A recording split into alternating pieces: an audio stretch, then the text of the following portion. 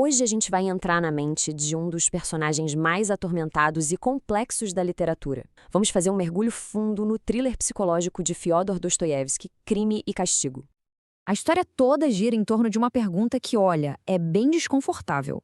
O que exatamente pode levar uma pessoa aparentemente comum a cometer um assassinato a sangue frio? E é aqui que a coisa toda já fica diferente. É muito importante entender que não estamos falando de um crime por ganância ou por vingança, sabe? O motivo por trás do ato é algo muito mais cerebral e, por isso mesmo, muito mais aterrorizante. Pensa só, o assassinato foi, na verdade, um experimento, um teste para provar uma teoria filosófica perigosíssima que se formou na mente de um jovem estudante chamado Raskolnikov. Então vamos lá, vamos conhecer o arquiteto desse plano terrível, o próprio Rodion Romanovich Raskolnikov.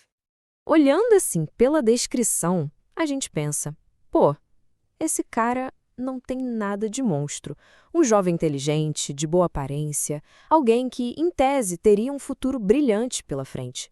Mas por baixo dessa superfície tem algo muito, muito errado. A realidade dele, no entanto, é um pesadelo. Ele vive esmagado pela pobreza, totalmente isolado do mundo, no calor sufocante de São Petersburgo. E ele mora num quartinho tão pequeno, mas tão pequeno, que a mente dele simplesmente não tem para onde escapar. E é nesse caldeirão de desespero e isolamento que uma ideia monstruosa começa a ganhar forma. O que ele mesmo chama de sonho escandaloso, logo deixa de ser só uma fantasia e vira um plano bem concreto. Mas aí a gente se pergunta, né? Como é que alguém justifica um ato desses para si mesmo? Bom, para o Raskolnikov, a resposta está numa teoria radical, uma que o coloca acima da moralidade comum. O Raskolnikov se convence de que a humanidade é dividida em dois tipos de pessoas. E essa ideia o seduz completamente, porque ela parece oferecer uma justificativa intelectual para a miséria e para o sentimento de impotência dele. De um lado, você tem a grande maioria, as pessoas ordinárias, que nasceram para obedecer à lei. Do outro, existem os extraordinários, os Napoleões da história, que teriam o direito de pisar na lei, de até derramar sangue, se for por uma causa maior. A arrogância da ideia é gigantesca. E o assassinato da velha agiota vira o teste final dele. Não é pelo dinheiro. É para provar, antes de tudo para si mesmo, que ele não é um piolho, mas sim um desses homens extraordinários. Ele executa o plano. Mas o que acontece quando a teoria é colocada em prática? Bom, a resposta não é nem de perto o que ele imaginava.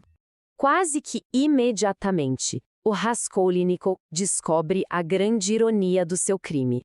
Ele tinha medo da prisão, das correntes, mas o verdadeiro castigo não vem da lei dos homens.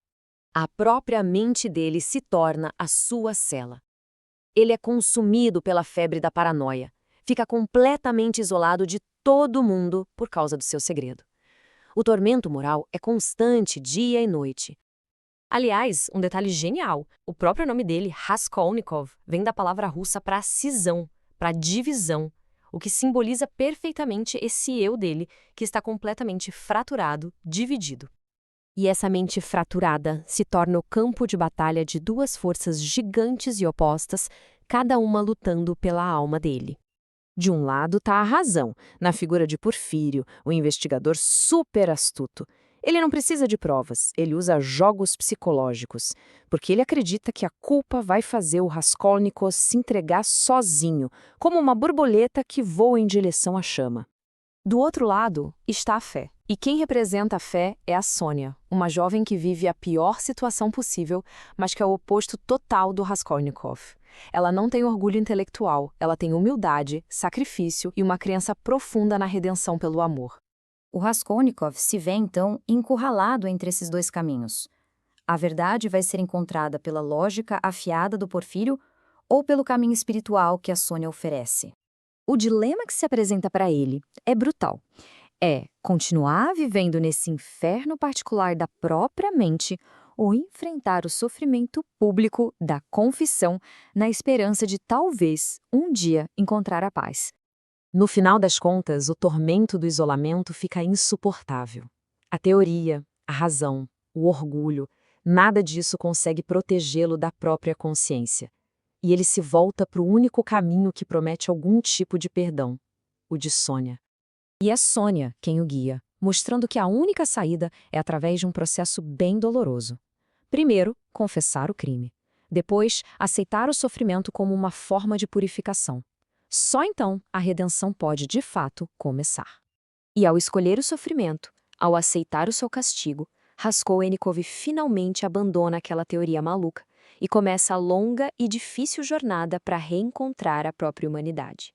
A jornada do Raskolnikov termina, mas a pergunta assustadora que motivou tudo isso, essa pergunta permanece. Uma questão que ecoa até hoje. Será que um ato terrível pode, em alguma circunstância, ser justificado em nome de um bem maior? Onde é que a gente traça essa linha?